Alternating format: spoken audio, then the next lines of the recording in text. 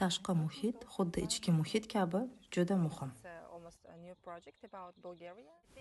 Rivojlanishning barcha yo'nalishlarini qamrab olgan. Biz nutq, kognitiv, harakat, emotsional va sotsial rivojlanishlarga e'tibor qaratamiz. Xorijiy tillarni o'rgatishga bo'lgan yondashuvimiz juda qiziq. Ota-ona bola hayotida katta rol o'ynaydi. Ularning bolaga yetkazmoqchi bo'lganlari muhim. Ularga shuruplar, yig'ish asboblari, arra kabi ish qurollari beriladi.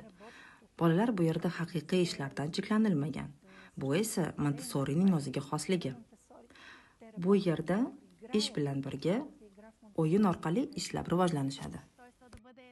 Bola o'ziga bo'lgan ishonch bilan katta bo'lib, hayotdan zavq olib yashashni o'rganadi. Xavotiringiz bilan bo'lishmang.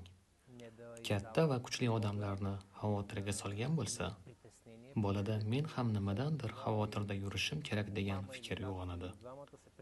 Ota yoki onani ichki tuyg'ularini bola sezadi. Bu esa yordam hisoblanmaydi. Bir-birini to'ldirib, qo'llab-quvvatlaydigan sistema yaratilgan.